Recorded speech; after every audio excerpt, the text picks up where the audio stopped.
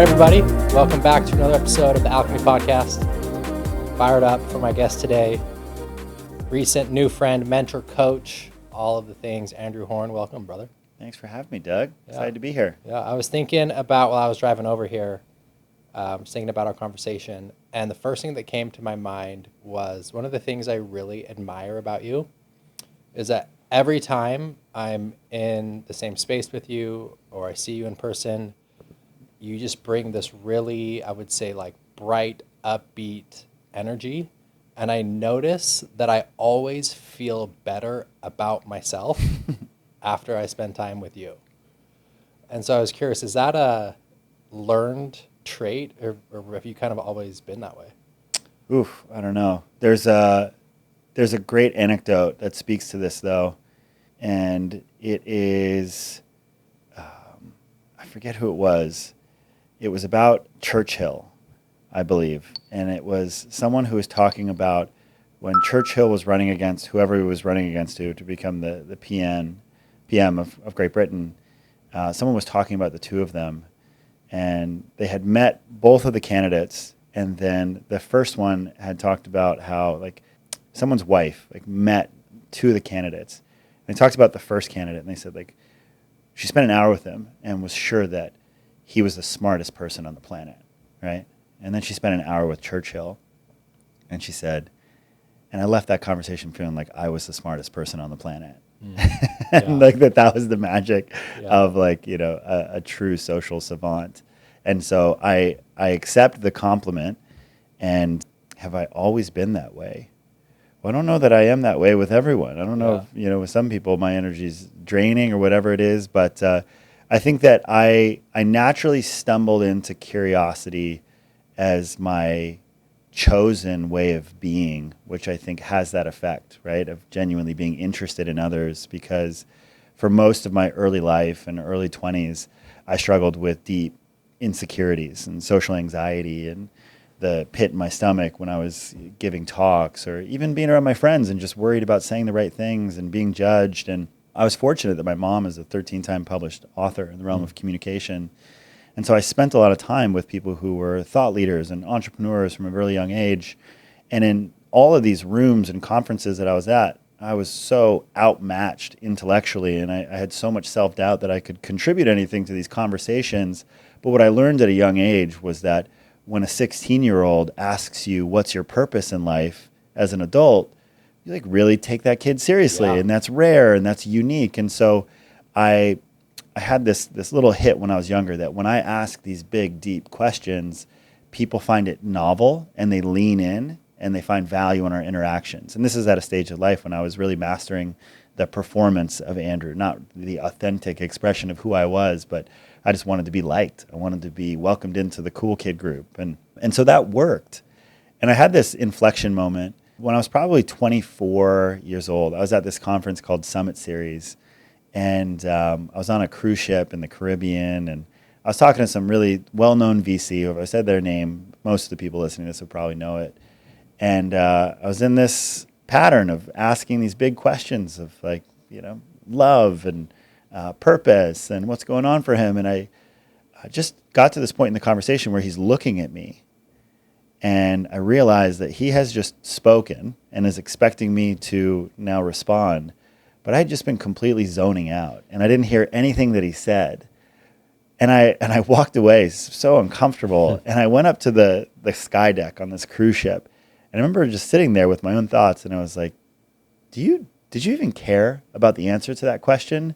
Or were you just asking that question because it's my habitual way of being to kind of win buy-in and for people to like me and want to be with me? And I sat up there for a while, and then I actually landed on this clarity that while I wasn't really tuned in to that conversation when I was there, but that being curious is just more interesting to me. It's like I know what it is that I am thinking about and what's going on for me, but that being curious just occurs to me as a more optimal, enjoyable way of experiencing life, of just learning from other people and what's real for them and what are they learning. And so for a lot of my early life, I did it because it was this unconscious habitual pattern. And then I had the opportunity to really consciously choose it when I was in my mid-20s. And now it's something that I don't really think about. I just do it. But I'm really clear about like that way of interacting with people in the world is really foundational to me being who I am and experiencing life. I mean, man, you're really good at it. Like, Thanks, truly, buddy. like, I'll never forget when I had my Alchemy Summit in Provo. Yeah. And we were in the back room, and one of my mentors came in, and you were sitting down with John Wheeler, and I was just like quickly like, hey, this is my friend Bodhi, and you were immediately like, what's exciting about your life right now? Tell me more about that. And I remember being like, wow, like you are a master at like building relationship and asking really good questions, and like, because I don't feel like I'm that good at it. And so it's like, it's an edge for me. So I remember like being a step behind and like watching this interaction, and I was just like, it was a skill that I really crave and like envy in a sense. And it truly is like this masterful skill you carry. And I think a lot about myself where I run into is social anxiety. Yeah. You know, like I'll go to a party or there's like a new friend group, or even like, for example, like even right after this podcast, I'm going to a dinner. You know, Jared invited me to a men's group dinner, and I've been thinking about it all day. I'm like, I'm not going to know anyone there. Cool. I was going to be nervous, you know, and I'm thinking like, what questions should I ask? And, you know, I think about you, and you're just like, you instantly dive in. And so is it kind of like, the questions like actually kind of come up, or do you have like some go-to questions that you use a lot that actually deepen and build a bond with a stranger? That's like an infinite question. I can answer that in Yeah. so many ways, but what I'll say is all of it. It's that I do have an awareness of some questions that historically I have found to be most interesting and insightful to me. And then also I just have done a lot of internal work to trust myself, right? And to do that which is most enjoyable for me, because I found that ends up achieving the best results without a lot of the stress and anxiety. But so when I think about like what are the ways that we can ask better questions, I would first say that there are not 5 questions that are the best questions to ask, because the best question to ask is always the one that you want the answer to. And it just starts there. And so you're going to a dinner with Jared, and so let's make it real. So who's going to be at this dinner? I have no idea. You have no idea who's going to be there. That's why I'm got it. But that's we okay. know Jared, We know because Jared. he's in our group. Yeah, he's in so our group. Jared is entrepreneur, successful VC. Yeah. Imagine there's probably going to be more people like that in the room. Yeah. So let's imagine that you're walking into a room of people like that, entrepreneurs. If you're just to think about what is naturally what you'd like to know about the people that you're going to meet tonight. Yeah. So this is live brain, like Yeah, thought to word. whatever's real. No right. Whatever's real. If there's going to be other VCs there, I would assume kind of a natural curiosity is what industries are exciting for a potential VC, and where do they see there's going to be like some big growth opportunities? Cool. So what industries have like the highest growth potential right now? Yeah, or what are some exciting industries that can be really disruptive? Totally. Yeah. Yeah. What else? Where people find passion outside of work and VC and out of like the PE money firm, like Cool. money life. But what would be the question that you would ask to actually elicit that information? Where do you find inspiration outside of work? Amazing. Keep Yeah. going. Well, question that I have is, are you in a relationship? Because that's kind of a lie for me right now, is Totally. really seeking a relationship. And Yeah. so what are some of the attributes and qualities you look for in a relationship, and what are your favorite things about your relationship if you're in one? Cool. What makes your relationship work? Yeah. And so I would say you could keep going down this track, but one of the quickest ways to build confidence and, you know, what I would call extemporaneous communication, which I think is what all of us are really after, is just the ability to speak authentically and effectively in the moment, right? Without thinking about it. But also what I find is that going into any meaningful social interaction, if you just ask yourself that question, what do I want to know? It's one of the best ways to prime yourself to have meaningful conversations. It's just like, well, what is it that I want to know about these people? And the more that you do that, the more you kind of just engineer your mind to become aware of the questions that you like asking in those situations. So it's like now, like I do have 5 questions that for me most of the time are just like some of the ones that I naturally ask because they're always pretty interesting. I'll ask people like, what's the dream? And they'll be like, what do you mean? And I'm like, if you could do anything, like what would you do with your life? What would you build? You know, I'd say, what's good? What sucks? I'd say like what's really good or really exciting in your life right now, and like what sucks, which is just like a colloquial way of saying like what's challenging, right? Give people an opportunity to go either direction, because both are interesting, but it's like the peaks and the valleys are like where the energy lives. It's not like in the middle, right? Like, how are you? It's like, whatever. Yeah. No, what's really great or what really sucks? Like, that's going to be more interesting. I'd ask people, what's the last great book you read? I love to read. I love to learn. And so I find that question, whether it's what's the last great book you read or like what's your favorite book of all time, is like another like really beautiful way to tap into people. And then I love asking people what matters to you. I think that for me, like it just like what is important to you? What are you optimizing for? What are you orienting towards? Those 5, I even get goosebumps when I talk about them because they're just so rich. Yeah, they're raw, they're real. I know those, and those are not just the questions, but those are the questions in the way that feels natural for me to ask them. And so oftentimes I'll have people who will like look at me as I ask a pretty ostensibly like deep or like straightforward question, like someone I just meet, like, what do you care about? And they'll just look at me like, what? That's weird.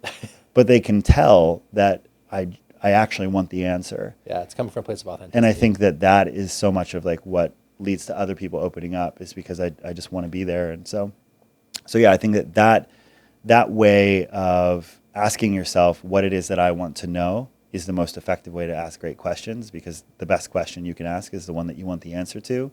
And then being more pragmatic about like, okay, well, historically, if there are these questions that I love and that spark meaningful conversations, let me log those to memory so that my default mode is to really like go to those questions anytime I'm meeting people, of like, well, let's just try those because those are more interesting. And for me, I'm an extroverted introvert. It's like where I recharge is my alone creative time. And like I enjoy hanging out with people in dynamics like this. Like this is energizing for me, but being in like a large, unstructured social setting, like typically is not energizing for me. And so like even being thoughtful about the type of questions and conversations I get into is almost out of necessity for me to make social interactions generative versus draining. Yeah, I feel that. I mean, there's been so many times I've looked back where I've been in like kind of big group situations and feeling intimidated and just not even knowing what to say or how to spark conversation, and how are you and what do you do is just so surface level and it's forgettable. And so I love the kind of having these deeper questions and really asking yourself, what do you want to know, and using them. And, I look back and I can see how potentially there's been missed opportunities of building strong relationships and connections given not having a starting point. Yeah.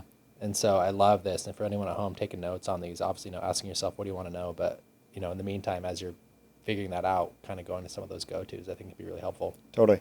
Yeah. Transitioning into, I want to talk about men's work here, because it's something I can tell that you're really passionate about.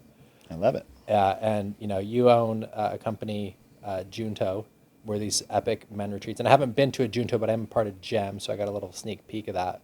I'm curious, what was your entry level into men's work? And I remember you having a comment that stood out to me when we did our weekend in January, when you kind of had your first men's experience and then feeling like really called that this is an important part of your life and wanting to share it. So I'm curious, what was kind of your entry level into the men's workspace?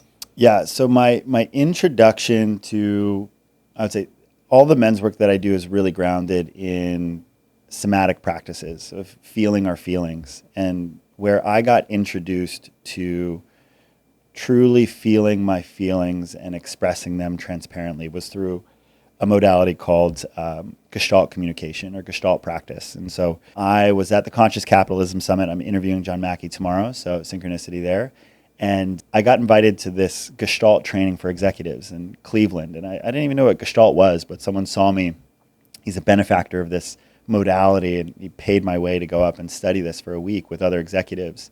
And so I got to this training, and there's about 35 other executives, entrepreneurs who are there. I'm one of the younger ones who's there at the time. I'm in my late 20s. There's one other entrepreneur in their late 20s who's there. And I was interacting with Megan, was her name, and she started this successful kind of media empire. And I was having this interaction with Megan where I think everyone can relate to this, where you want to connect with someone, you're asking them questions, but they're just giving you like the cold shoulder, short answers. They're looking around the room. You just can tell they're not into it. Yeah. And so then I'm having this experience with Megan, and then I'm getting into my head, and it's like, oh, she doesn't think that I'm successful enough, like I'm being weird or pushy, and so I start to withdraw.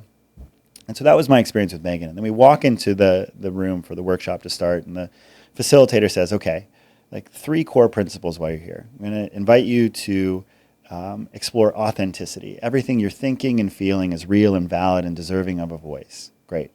Curiosity. Trust your curiosity. Ask the questions that do it justice. And presence. So have no predictions about what the future holds or stories about the past. Just be fully here. And he said, if you give yourself to those 3 pillars of awareness, you will have a meaningful experience. I was like, okay, great. So the workshop starts, and we're walking around the room, and then he's like, okay, stop. Now go and face the person who's closest to you. And there was a man who was probably in his like early 50s, and we're standing close, and they're like, okay, now face each other. Look left eye to left eye. And he's like, okay, now take a step closer where it's uncomfortable. And so then we're standing basically toe to toe, noses are almost touching. And he says, okay, whoever has shorter hair, which was me, he says, say exactly what you're thinking in this moment. And so the next thing I say is, this feels homoerotic, and I feel like I don't get this close to my friends because they'll think that I'm gay. And that was exactly what I was thinking in that moment. And there's this convention where basically you can pound on your chest, and it's a way of showing someone who's speaking that you empathize with them, that you feel what they're saying. And he pounds on his chest. And I felt this jolt of electricity going through my entire body. And I was like, what is that? And I remember sitting down, and shortly after we go to our first break, I remember thinking to myself, if this is what telling the truth feels like, I never feel like this. Because I had been so good about finding the right questions and telling stories and perfecting a pitch and a title and a tagline. You know, my mom teaches this for a living as an author and a speaker, that I had perfected the performance of Andrew, of doing the right thing to connect, to win buy-in, whatever that might be. But that here I was, and I said simply what was real, and I had this electricity, this aliveness coursing through my whole body. So I'm walking in the hallway, I go to get some coffee, and now Megan walks up to me. And I notice as she's walking over to me, I was like, man, like I've got this whole story about like that she's not interested in hanging out with me and that I'm no longer like going to talk to her. And I'm like, okay, so just say it. So Megan walks up, and I was like, hey, Megan, can I share something with you? And she's like, yeah, sure. And I was like, so I just wanted to say, I love what you've built. I think it's so cool. And I've been trying to talk to you and make an inroad, but I just haven't really felt you reciprocating or asking me any questions back. Wow. And I just want to let you know that it's all good, but I'm going to stop. And if you ever want to talk to me, just let me know, and I'd love to have a chat. And so there's basically like a 3 count. And can you guess what happens next? You know this story, but she starts crying. And I was like, well, fuck, this authenticity stuff is bullshit. This is not working the way that I want it to. But then she opens up, and she says, Andrew, she's like, I'm fighting with my co-founder. She's like, my boyfriend and I are breaking up. It's like, this is the last place on the planet that I want to be. And immediately, it was like the end of Matrix 1, when Neo sees the lines of the Matrix, and he sees through Agent Smith, and he understands the nature of his reality. And I get goosebumps through my whole body when I say this, because it was in that moment that I saw the matrix that I had created over not just this relationship with Megan, but everything, where I wasn't interacting with Megan. I was interacting with my story of Megan and the perceptions that I thought she had of me, that I wasn't cool, that I wasn't smart or worthy of her time. I was operating in this matrix that I couldn't share the thing that was real and true, because she would think that I was weird, because it would only alienate her further to me. And what I experienced was not just that I was doing that with Megan, but I was doing that in every single relationship in my life. I was doing it with my wife. I was doing it with my family. I was doing it with my best friends. And so then I walked back in the room, and there was another moment that fundamentally shifted and really grounded this as truly one of the most significant and meaningful moments of my life, where we walk in there and the facilitator says, does anyone have anything that they want to share? And Megan raises her hand, and she's like, yeah, like, I don't want to be here. Like, here's what's going on for me, and I just got to be honest. Like, I'm just not present. I don't want to be here. The facilitator, a master of this, just rolls with it. He's like, great, thanks for sharing. And then 2 other people raise their hand. The first guy says, like, I work in private equity. This touchy-feely stuff is not going to fly with anyone I work with. And it was in that moment that I realized that me being courageous enough to share what was real for me created space for Megan to share what was real for her that she wasn't sharing, which then created space for this guy to share his resistance and judgment that he was scared to share. And I just realized implicitly, without having the words in that moment, that this is what I'm after more than anything else. It's that this is not about my own confidence or efficacy or connection, but that my own authenticity was an implicit act of service because it created space for everyone else to do that for themselves. And I had experienced so viscerally how hard it was to do that for me, but that when I was courageous enough to be real, to share the hard thing, and to do that conscientiously, other people felt more confident to do that themselves. And as much as I wanted to be liked and respected and to achieve, I just knew, I was like, this is why I'm here. This is how I'm supposed to be. And so then my whole arc of personal development work and coaching and leadership training and everything was just like, well, how do I do that? How do I be myself, but do that in a way that allows me to achieve in the world and make money and build businesses and lead teams? And the next iteration of that is really where I got introduced to men's work, where I was like, man, I want to continue this thread. And so I reached out to probably 12 of my closest friends in New York, and I sent them this message. And I was like, hey, I just had this experience just about feeling your feelings and speaking transparently about them in the moment. Like, who wants to come and do it? Every single one of them said yes. So 2 weeks later, we sit in I used to live in a Catholic church that was remodeled into these cool apartments right in Williamsburg on North 6th in Bedford. And we all meet, and we had stained glass windows, and we're sitting in this room. And these are some of my closest friends, the guys who I know so much about. And I'm sitting there, and we're just going around in a circle, and we're talking about like what's real for us, what's challenging. And I was learning things about these men that I had never learned about them in 5, 6, 7 years of friendship. And my friend Neil was there, and at the very end of it, like, we had closed the group, and he just looks at everyone. He's almost like just like shocked, and he's like, man, I feel so much less alone. And everyone just hits their chest. And it was just that experience of, once again, just being wholly real with the truth of what they were feeling and thinking. And so we continued to do that for probably like a year and a half. And I used to partner with this organization called Landmark Worldwide. They do these seminars, and we partnered with them with my company Tribute, and I got to audit a ton of their courses. And in something called the advanced course, one of the facilitators says, as soon as you know what you really want, your mind starts telling you why you can't have it. So the trick is just to ask yourself what you really want. And as soon as you know what you want, just take action for that. And when I asked myself, what do I really want? I was like, I want to lead a men's retreat, because I've long loved experience design and gathering. And then I noticed, I was like, all the stuff of like, you're not experienced enough. This would be dangerous. Who would pay you for this? This is not a career. All the reasons why no. But I just took it to heart, and I was like, but this is what you want. So go and do it. So I walked out of the class, and I sent a message to 40 guys I knew in New York, 40 of my favorite men. And I was like, hey, 3 days in October, I'm going to rent a cabin in the woods. We're going to go and we're going to practice Gestalt communication. It's going to be about feeling our feelings, exploring masculinity. I went out in the hall, and this is in the morning, and by lunchtime I had 18 guys who had said yes. And I was starting my first retreat. And so so that was what was the genesis of the Junto. First Junto. First Junto was 2018 and 2017 in the Crystal Spring House in the Catskills. And we just did our 20th retreat. We do them every quarter now. And like our mission is really kind of like evolved to be focused on serving who we call like leaders, and anyone who defines with like that archetype of how you're experiencing life and business and entrepreneurship. And it's really beautiful, you know, every quarter 15 to 20 guys coming together to explore these 4 pillars of modern masculinity, which we think of as emotional mastery, personal integrity, relational leadership, and purpose and contribution. And it's a real joy of mine that I get to do that work.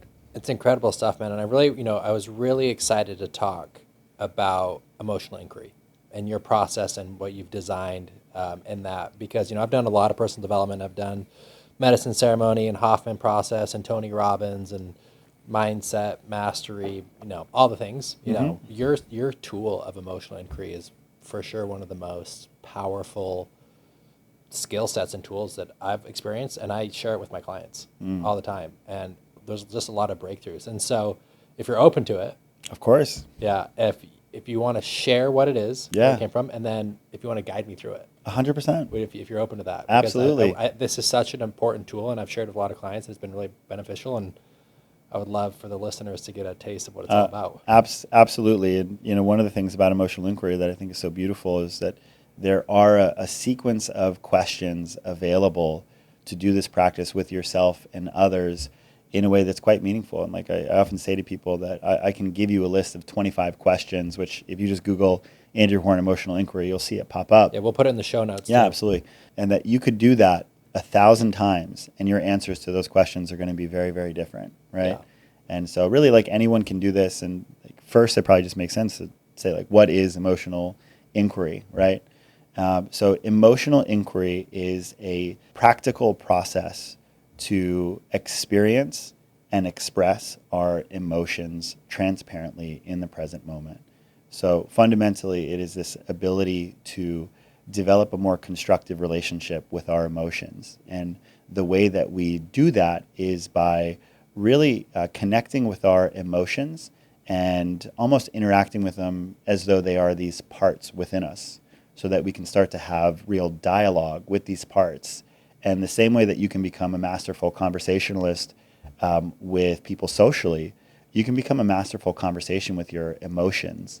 And I'm a believer in the philosophy. It's called needs-based consciousness. And so it's this idea from this guy, Tom Bond, who started the New York Nonviolent Communication Center. But needs-based consciousness has this idea that every emotion we experience, whether that's sadness or joy or anger, emerges because one of our fundamental needs is either being met or unmet, right? So if we're feeling angry, it's because like someone is not honoring our boundary for personal space. If we're feeling joy, it's because my need for novelty is being met. And so as we develop a more constructive and fluid relationship with the emotions, like we're so much more capable of understanding what our needs are and how we can really direct ourselves at work, in relationships, you name it.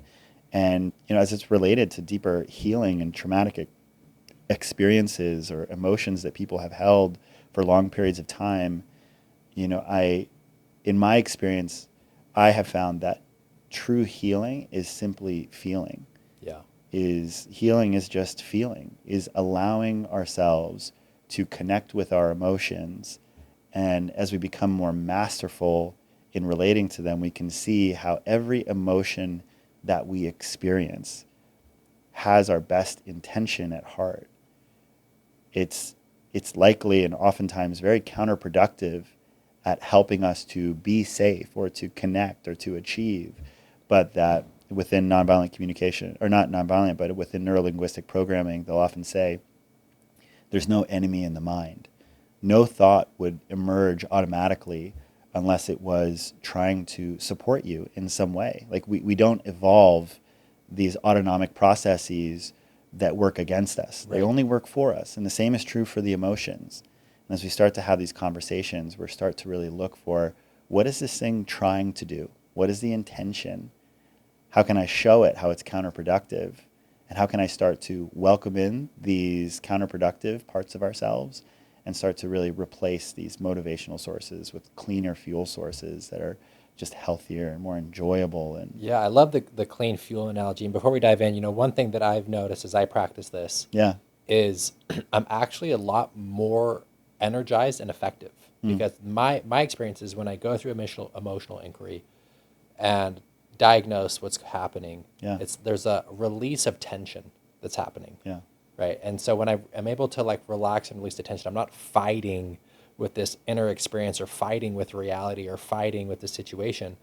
I actually am able to now use my energy to like think and create and be creative and expand versus I don't want to touch the anxiety. I don't want to touch the sadness. So I'm like forcing and manipulating and trying to get, life to be a certain way. And it's draining and I'm not as creative and as sharp and as expansive.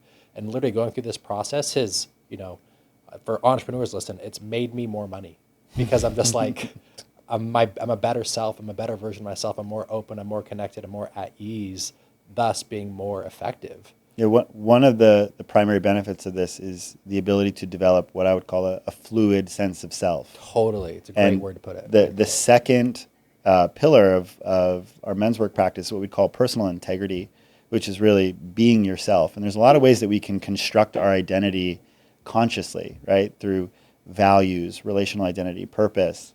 There's a lot of ways that we can do it in negative ways, like through shame and like limiting beliefs about who we are, what we're incapable of. But before you get to the conscious construction of identity, I think that our emotions are this real fundamental piece of who we are, because emotions show us who we are in this moment, and we only ever exist in this moment. And so an emotion is a state of being. And so as we build this capacity to welcome in our emotions fully, in essence, we are just welcoming and accepting ourselves fully. And so it's this deep act of self-kindness and love to simply welcome in whatever it is that we're feeling fully. And so much of the time, you talk about that idea of it's draining, because so much of our holding on to a resistance in social situations, this unconscious belief that we need to be different than we are, that it is not okay to feel this thing. And when we show ourselves that it is okay to feel this way, when it has some positive intention in there some way, that there's a fluidity to that, there's a lightness to that, and oftentimes a lot more energy on the other side of that. Yeah, it's also very expansive. It's like, it feels like there's space to create and build and navigate. It's like your river's going downstream, and there's just the river expands, and the creation. So there's just so much inner capacity that comes from it, and grow on that. So you open to guide me through it? Let's do it. Yeah. Cool. I have no idea what's going to come up here. Well, what'd be interesting? It's you had talked earlier about a dinner that you're going to. Yeah. Right. Yep. And you sounded like maybe some nerves. I'm a little nervous. I don't know anyone going to be there. Great. So why don't we just let's use that as our example. Cool. Is that cool? Yeah. Cool. And so I'll do this in a way that is taking Doug into his experience, but also providing some context for the listeners. And so typically when you want to practice emotional inquiry, what's most helpful is to really just land into the body first. And so there's a reason we call emotions feelings, is because we feel them in the body. So Doug, I'm just going to invite you to feel your feet on the floor. Just notice your butt in the seat. And just notice the temperature of the air on your skin.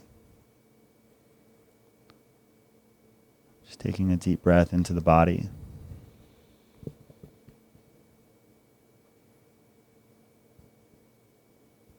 And one of the core principles and what really helps us to run emotional inquiry fluidly is this idea of there's no desired outcome or goal or objective.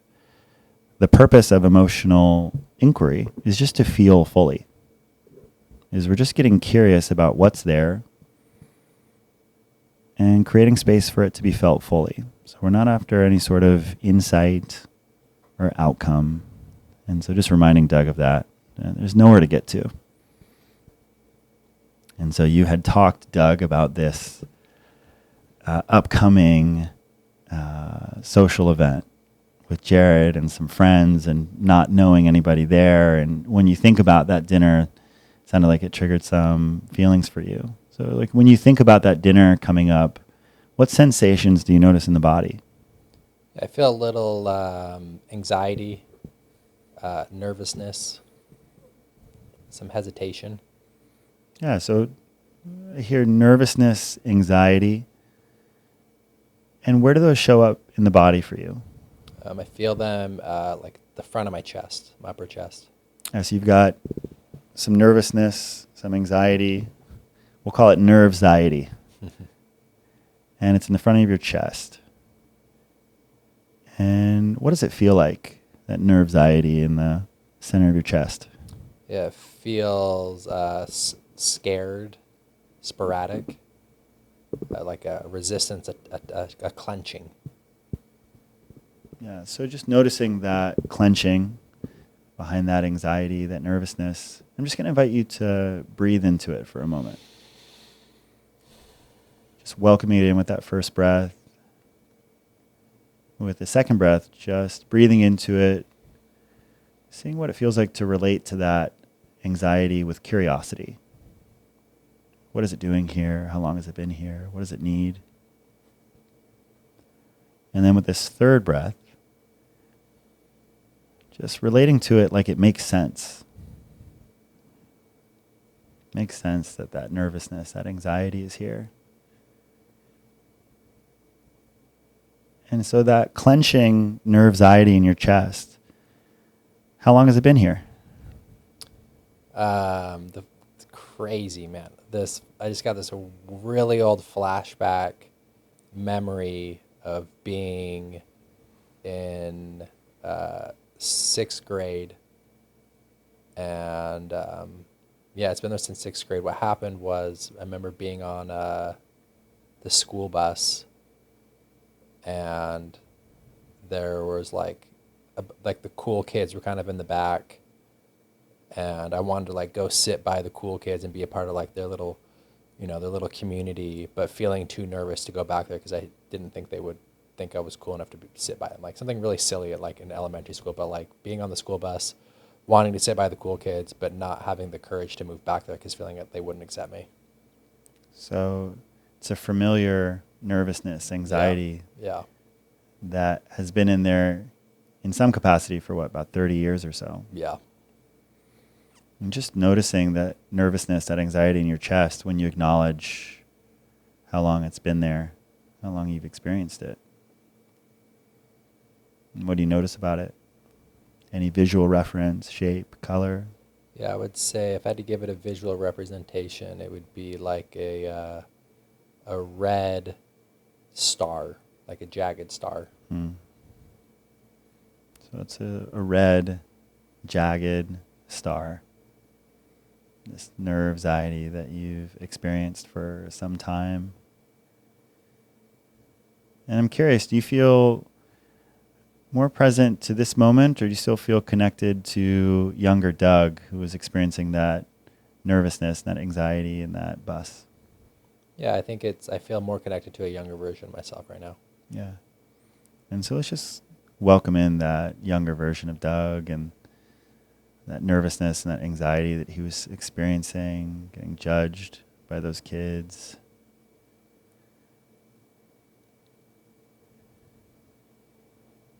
And Doug, what did that younger version of you need to hear in that moment when he was full of that nervousness and that anxiety and thinking he was going to get excluded? What did he need to hear? Younger version of Doug needed to hear that he's welcomed and no one is thinking about him, and people would actually really genuinely appreciate his unique mindset and gifts and his playful energy, that it's welcomed here. What are you noticing in your body now? Yeah, relaxation. The jagged star is turning more into like a red oval. The points are softening out. Yeah. And if you were to acknowledge the nervousness or the anxiety that this younger version of you is experiencing, like, what would you say to that nervousness or that anxiety of like what it's doing there, like how it makes sense? Yeah, I would say that it makes sense why you're feeling that way. When you're in sixth grade, you want to feel welcomed and cool, and it makes sense that you would feel hesitant because the group of guys you want to sit with, you look up to and you think they're good athletes and that they're popular. And so it would make sense for you to feel intimidated by them, but just that it makes sense that you would feel that way in the situation. Yeah, it just makes sense that you would feel this way. Yeah. And what do you notice it doing after saying that? It's melting now. Yeah, it's like turning into like a melty It's like the oval's dripping.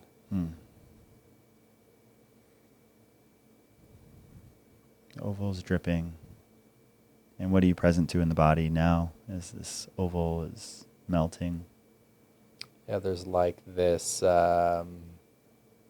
calm acceptance in my core. This calm acceptance. Is there anything else that 6th grade Doug needs to hear or share in this moment? That he needs to hear that to actually make friends who appreciate him, you have to show up and lean in and start conversation and participate and engage with your true self, and that it will be received positively. And if it doesn't get received positively? And if it doesn't get received positively, then that's okay too. And if you consistently stay authentic, that the true friendships you're looking for will naturally unfold. Just taking a real deep breath into that awareness.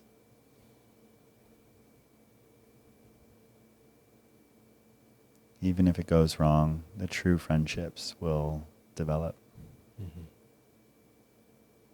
And what are you present to now? Yeah, like confidence, an energy of confidence moving up my spine. Yeah, let's just make some space for that confidence and energy moving up the spine. And similarly, with that first breath, just really welcoming it in fully. And then with that second breath, just getting curious. With that curiosity, what does it want? What's it doing here? And then with that third breath in, just relating to it like it makes sense that it's here. And what is that confidence rising up your spine? What does it feel like? Does it have a visual reference, shape, color? Yeah, it's like an orange. It's more of like a light. It doesn't really have a structured shape, but it's like this orange energy that's expansive as it moves up my spine, and it feels very active. Yeah. It feels like an active participatory energy. Cool. And just imagine that you could relate to that confidence as its own little entity. So there's Doug, and now there's this confidence kind of running up the spine. And if that confidence had a voice right now, what would it sound like, or what would it be saying? Yeah, it's almost like this very confident, like not snickering, but just like a confident tone, playful. It doesn't really matter. Like we're here to have fun. It's very present in the moment, lighthearted, soft, light energy. Yes. Just saying, it's like you're just here to have fun. Yeah, you're just here to have fun. It's like not a big deal. Don't ever think it. It's just for fun. Yeah. Just take a deep breath into that. And what does that confidence need from you to sustain itself, stay around, if anything? It needs me to relax when I feel tension, to give it space. When I tense up and tight, I almost block it out. And so it needs me to consistently take breaths and relax any inner tension so it has room to expand. Got it. So when you feel tension, just remember to take a breath. Yeah. Let's just practice that right now. Like just noticing any tension in the body. Seeing what it feels like to breathe into it. Let's try one more. Just noticing any tension in the body. What are you present to now? Yeah, feeling of like feeling really clear confidence and relaxed, like very lighthearted. Is there anything that Doug would like to say to the confidence? I would say to the confidence that I'm going to make space for you. You're welcome here. I'll be consistent and allowing you to show up. You're welcome here. Does confidence have anything else that it wants to be heard on? Yeah, it wants space to be here. It wants to be the one of the drivers in my life. Yeah. Cool. And just taking a deep breath in there, really landing into the body. And once again, feeling your feet on the floor, butt in the seat, temperature of the air on your skin, just really landing into the room. And when you're ready, you can open your eyes, come back into the room. That was great, man. Every time we do that, I never know where we're going to go, and it always tends to be. Thank you, brother. Yeah, man. Yeah. And so, happy to kind of share more about please. some of the, what's happening there, as you notice with Doug, who just kudos to you for being willing to go into the unknown.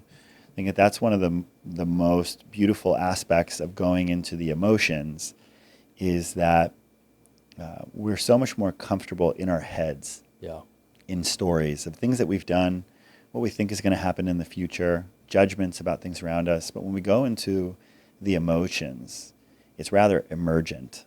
We don't know what an emotion is going to say when we give it a voice. And that can be worrisome.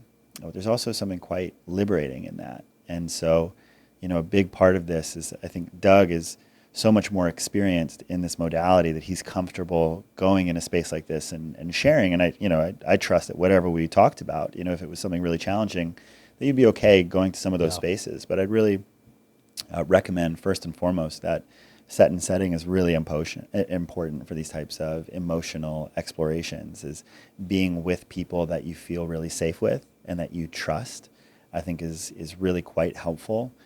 Anchoring into that idea of not seeking insight or understanding or clarity. That's not why you do emotional inquiry. Again, the purpose of emotional inquiry is to feel our feelings fully. Yeah. And what happens is that when we remove our orientation for a goal or an outcome, we become infinitely more present. And what happens is oftentimes in these explorations, insight will occur, right? We come out of it and we're like, holy shit, that's what I've been holding on to. That's why this is so hard every for me. time. And so, but we're not doing this for that. Yeah. We get to come out of this experience, and oftentimes there's an abundance of information that is available that is clarifying for a decision you need to make or something that requires your attention moving forward. But that is only available in this really experiential approach where you're not analyzing what's happening. You're there to experience and express fully. And, I had this experience recently. For people who are more knowledgeable about psychological or therapeutic traditions, I think that what this most closely resembles, a lot of people know as IFS, internal family systems or parts work. And so I've never formally experienced that work. I've just read the book, No Bad Parts, and really loved the work. And early on, I was Googling as I was thinking about this awareness practice that I really heavily kind of introduced to through Gestalt communication, Gestalt practice. And so I was like, what's the difference between internal family systems and there's another modality called HOMI, which has in many ways a similar approach to feeling our feelings. And I had misspelled HOMI, and instead it said, what's the difference between internal family systems and the HOMI method? And it popped out this whole response that was like, the HOMI method is a somatic experiencing methodology created by Andrew Horn, which encourages us to become better homies and friends with our emotions. And I was like, not no, but this idea of just how do we become friends with our emotions, right? Where we start to have conversations with them and show up for them and really start to get to know them and what they need. And so what I just experienced with, what we just explored with Doug, I really do say that anyone can do this at a fundamental level, is that there are a number of questions that you heard us ask in that exploration of, what are you feeling in your body right now? What's the emotion behind that? What does it feel like? Does it have a visual reference, a shape, or a color? If you could give that emotion a voice, what would it be saying? Does it need anything? Like, is the emotion trying to protect you from anything? Yeah, that one has been an absolute home run for a lot of the clients, and for me personally, is realizing that like the emotions are actually in service of you. Yeah. Fear, anxiety, stress, they're actually trying to protect you. Yeah, that reframe is huge. That's probably worth double clicking on, is this idea that there is no enemy in the mind or the emotion, is that every emotion that we are experiencing is here because some need is not being met. It has some purpose. But when we think of challenging emotions like sadness, or one of the most toxic emotions for humans is shame. But shame is also a part of life. Everyone experiences shame.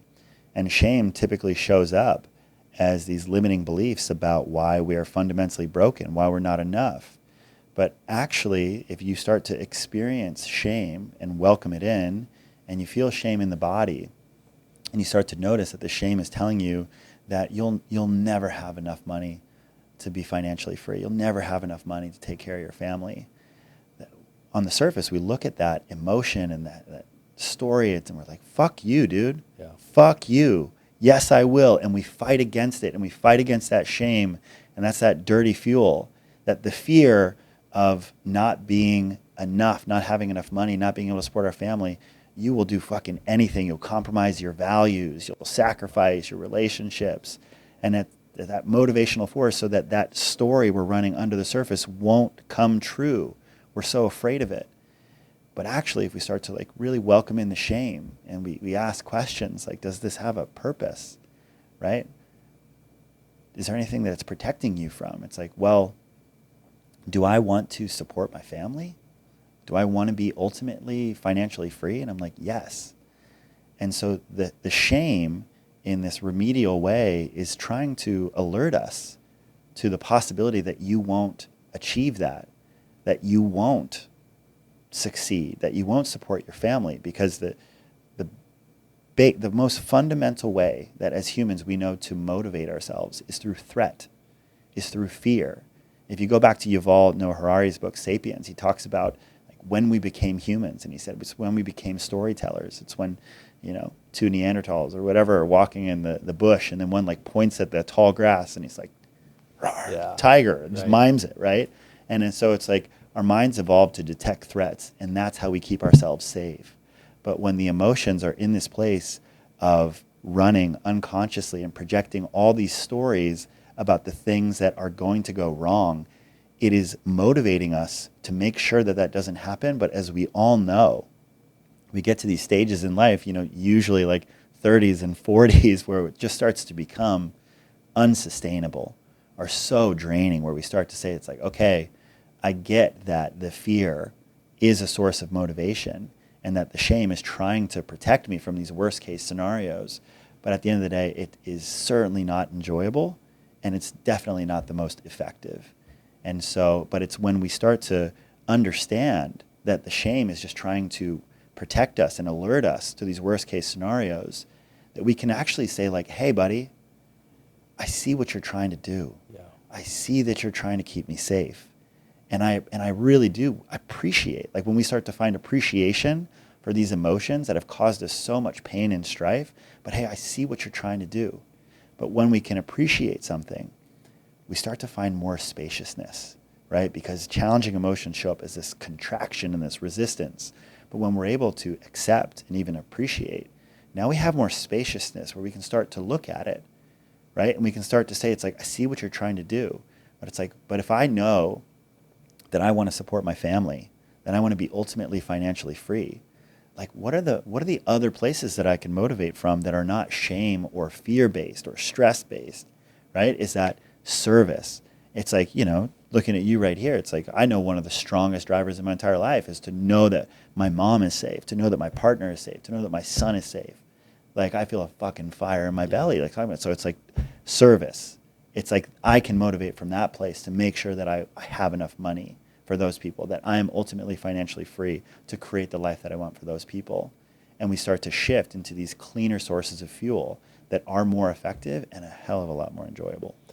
I mean, that's just a masterclass right there, brother. And I wanted to talk about this. Do you feel like that shame is the hardest emotion for men to feel, or the one that's probably the most suppressed? One word answer, yes. Yeah. Yeah. Shame is the most difficult emotion to work with, and I would say the most toxic. Because what happens is, again, shame is the emotion. This is, a lot of this I base off of Brene Brown's definitions, and she says that, like, fundamentally, shame is the emotion correlated with the thought or story that we're fundamentally broken, Right. not enough, unlovable. And so that's how I relate to shame, and certainly there are other definitions of it. You can shame somebody by saying it's like, you suck, like you're not good enough. Like that's also shame, but I'm speaking of shame as the emotion that we hold as humans. And I had this experience actually around this as I was getting deeper into my men's work. I'm really fortunate to have known Esther Perel for a really long time, one of the foremost relationship therapists and thought leaders on relational intelligence. And I was sitting next to her at a dinner, and I asked her this question. I said, if all men could understand one practice or idea, like what would that be? And what would be the most beneficial for humanity? And she said, I wish that all men knew how to consciously work with and integrate their shame. And it's fundamental to all the men's work that I do, of like actually giving us this experience of working with shame, because if we have these stories about how we are unlovable, fundamentally broken, unforgivable, again, we're so fearful of those stories becoming true that unconsciously we tell ourselves that if anyone ever knew I thought this about myself, they would certainly abandon me. They would certainly ostracize me. They would judge me.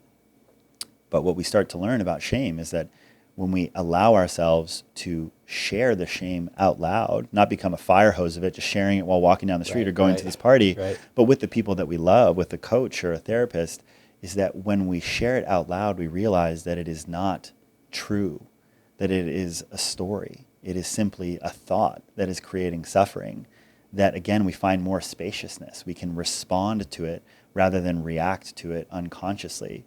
But again, there's no amount of achievement or success or validation that can fix shame. Because if you have a story that's telling you that you're not enough, that you are unlovable, like there's no amount of money that is going to happen that is going to shift that underlying story, because that story was there to create the success, to create the abundance. So unconsciously, we associate our success with the presence of the shame. You think that shame's going to go away? Fuck no. Because that has been how you have kept yourself safe and how you have achieved. And I think that that's really important to acknowledge here, is that shame, fear, stress, these are sources of motivation. They will push us. They will motivate us to take action. But they are not the most effective. They are not the most enjoyable. And the way that we start to consciously welcome in and integrate shame is really just what we did here.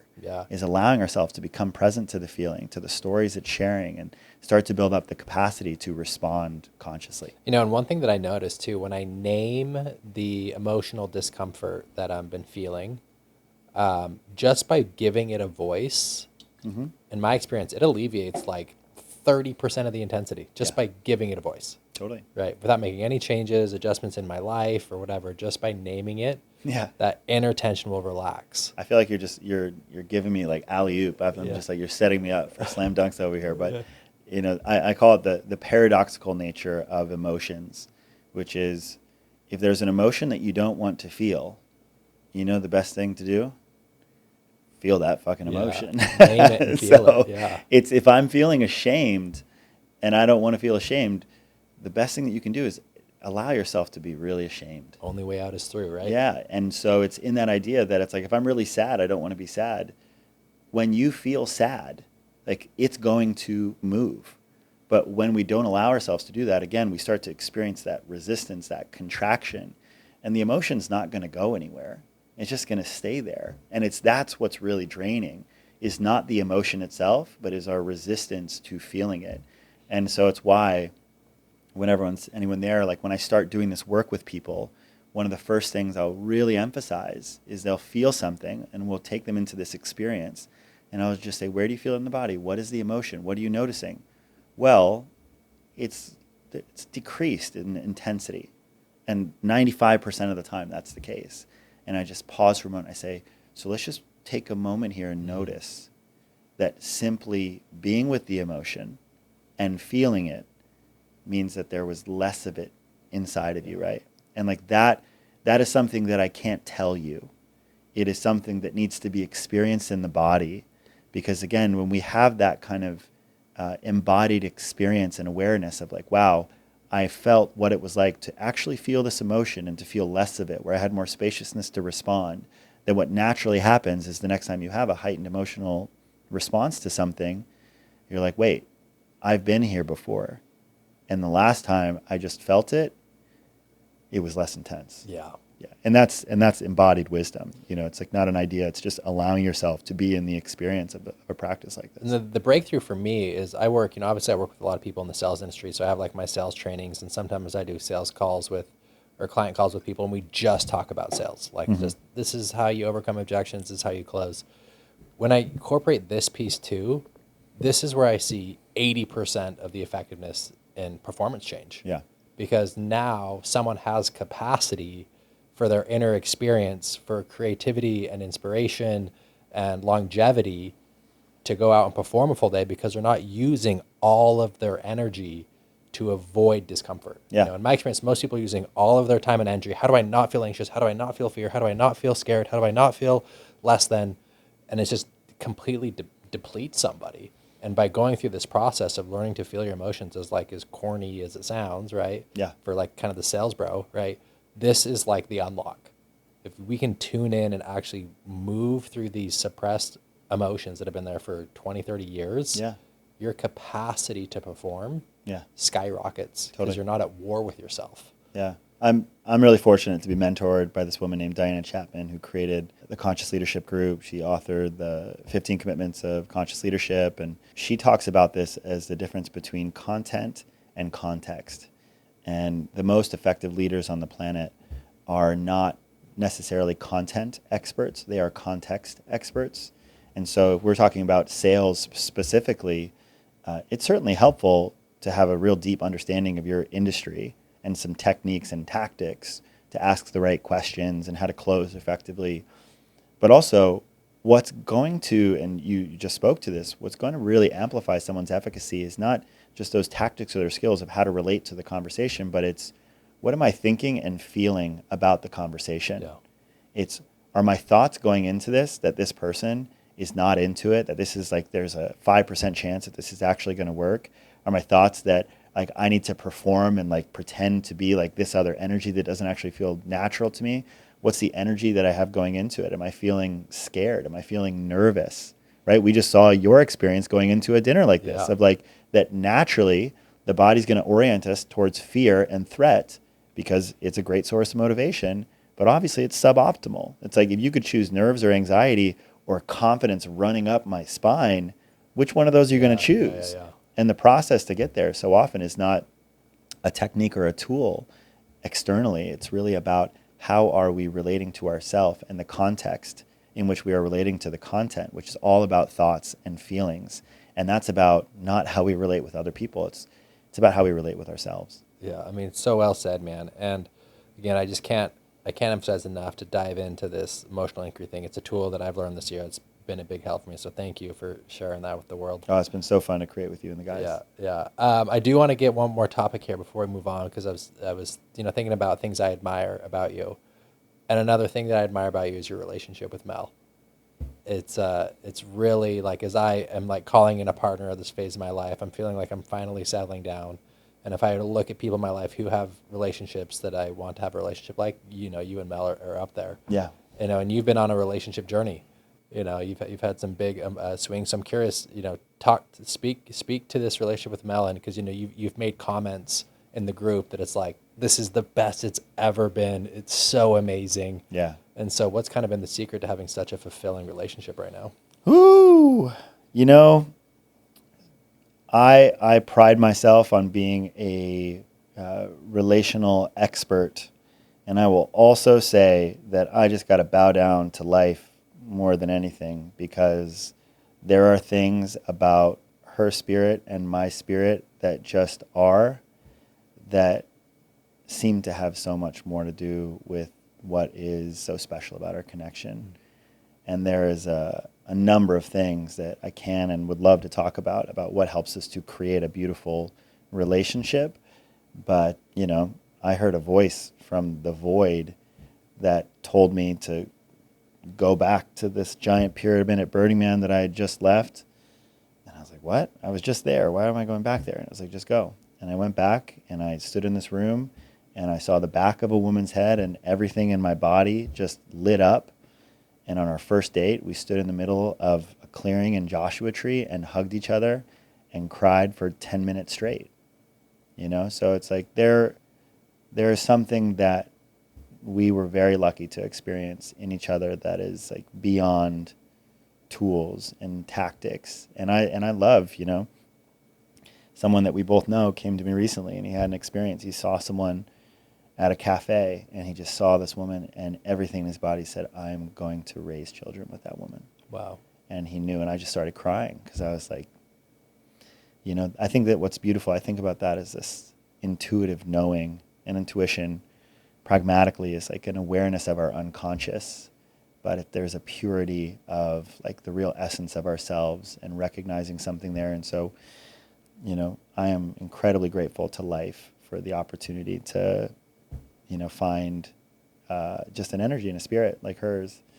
And then we're incredibly intentional about how we do everything. I was fortunate to have a beautiful 11-year relationship with one of the most incredible women on the planet, Mickey, and she's an incredible mom. And so I'm so grateful for that relationship. And also I learned so much about how I want to relate sexually and through conflict and collaboration. And so when I met Mel, the whole foundation was done intentionally. It was like, hey, I really value nonviolent communication, and I want us to commit to that in conflict. And like, we're not going to get it perfect, but from the very foundation, it's like we had agreements around how we communicate, how we don't communicate with each other. And I think that speaking from our own experience through the support of something like conscious loving or nonviolent communication is essential for long-term harmony in most relationships, especially those that have some degree of conflict. We're intentional about our rituals. Every quarter we do a love date, and it's just the two of us, and we have a lot of sex, and we lock out the world, and those are so powerful to know that every quarter we're going to have something where we go the love date super deep together. Every Sunday we have our check-in, and we ask ourselves the same questions. What are you grateful for? What are you grateful for about the other person? Can you spend some time on that check-in? Yeah, totally. Yeah. So the check-in is, I was just telling this to a friend who just entered into a relationship. I think it's one of the simplest things that we can do to create deep connection and harmony in a relationship. And it is really these simple questions. And we schedule it. I think Sunday is a great day to do it, just like the wind down. And so the questions are, what are you grateful for? So what are you grateful for in life right now? 3 things. Next question. What are you grateful for about your partner? So 3 things about them specifically that you appreciate. Something that you saw in them this week, something that they did for you, appreciation.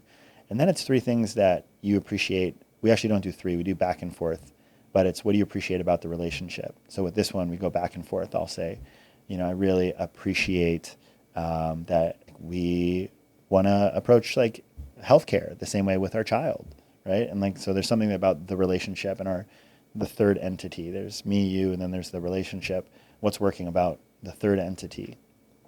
And then we move into what I would say is really one of the most important and magical aspects of the check-in. We call them crunchy tendies in our relationship, but they're like the tender moments.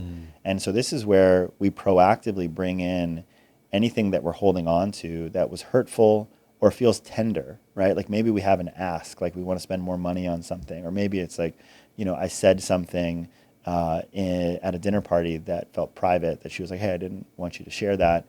And what's so special about bringing the tender shares in this moment is you've already charged the space up with love.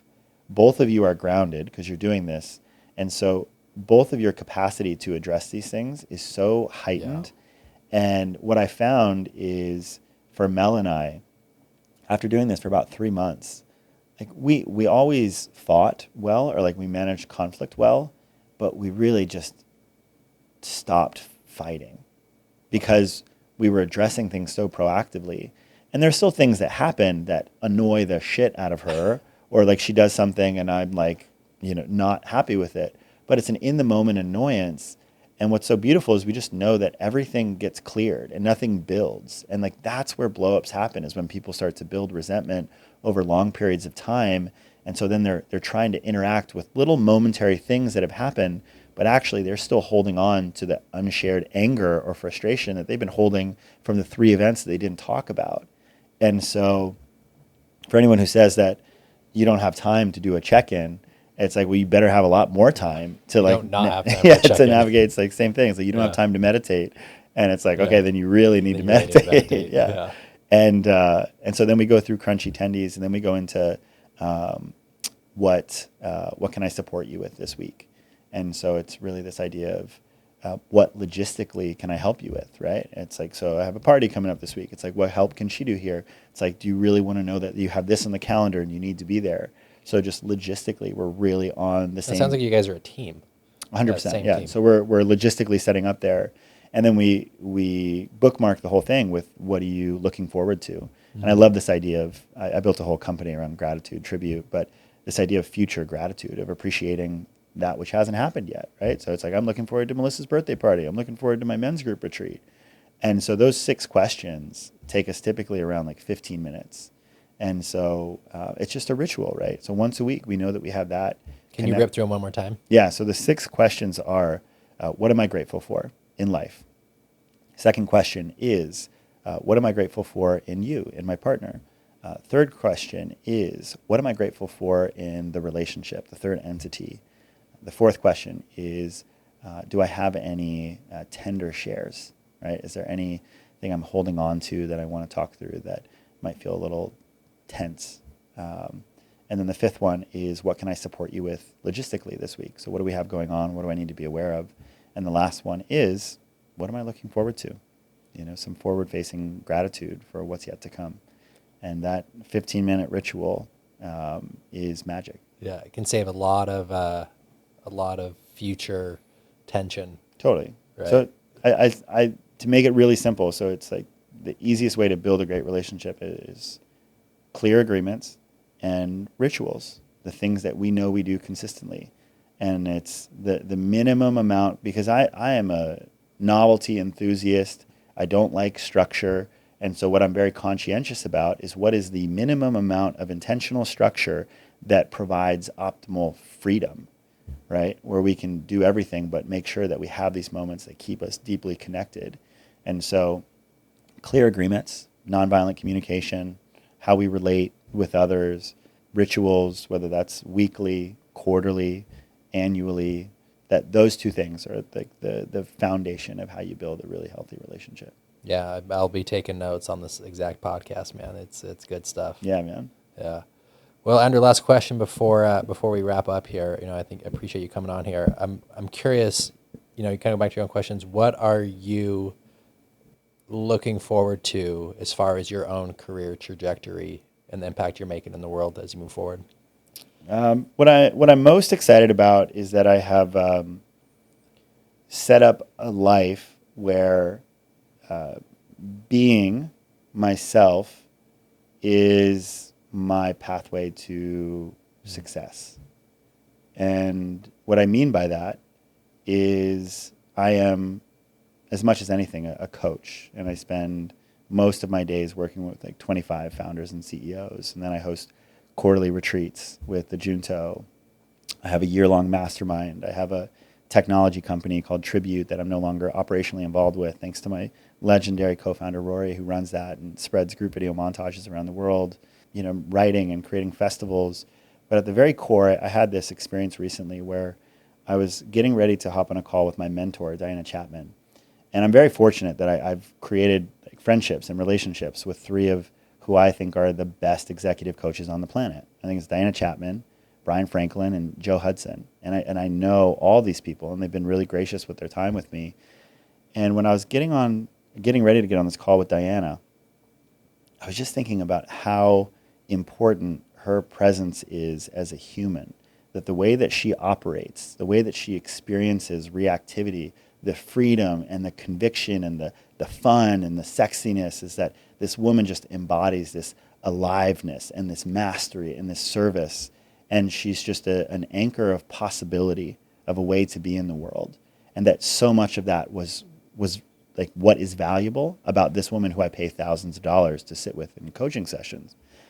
And I just really had this awareness that if that is what is so valuable about her, that truly for my clients, you being one of them, like me being myself, being the most lit up, having the best relationship on the planet, like being so smart about my money, being super fucking rich, like being the most lit up version of myself, the healthiest version of myself, that is the pathway to be of service and to provide what these people have provided to me, which is just like an anchor of possibility of how to be these things, of how to be in healthy relationships, of how to be healthy, of how to lead powerfully, of how to create things from a place of utilizing clean fuel and serving people and having legitimate impact.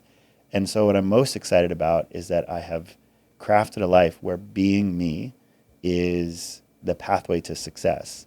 And what's great about that is that while there's so much that I'm excited about in the future, and I know things will get bigger and better, but I'm also so clear that there's no better moment than right now. Like there's nothing that's going to happen in the future. I'm about to have a son. And also, there's no better moment than right now. This is it. This is it. This is it. And so like that knowing is what I'm most excited about. And then I have the opportunity to create from that place. Yeah, it's got to feel invigorating and empowering, and just it's as good as it gets, man. And what's your mom's quote that says it's better? What would you share that with us? Yeah, this might be a good place to end it. But my mom is my Buddha. Her name is Sam Horn. She's an author, and when things are really good, she would do this thing with us. So when, like, we're in the midst of a peak moment, like all the family's together, we're healthy, we're thriving, and she say, "Wouldn't it be nice if we just believed it's going to keep getting better and better forever and ever?" And that's a saying. It's like, even when it's really good, what does it feel like to anchor into that belief that it's just going to keep getting better and better forever and ever? And I think that's one of my favorite sayings of her, and also one of my favorite ways to experience life, that in those moments when it's really good, what if it's just getting started? It's going to get better. Yeah, I've taken that quote from you a couple times in the last couple months since I heard it from you in January. Well, I stole it from Sam Horn. She's the OG. Yeah, she's the OG. So, Andrew, thank you for coming on the show, brother. I'm inspired by you. I've gotten to know you the last 4 months, and you've already brought immense value into my life, and I'm looking forward to it getting better and better forever and ever. Yeah, brother. Thanks, well, brother. It's been an honor to share the space with you, man. Love you, man. Really amazing to watch your evolution and see what you're creating. So here's to more and more. Thanks, brother. Yeah, bye.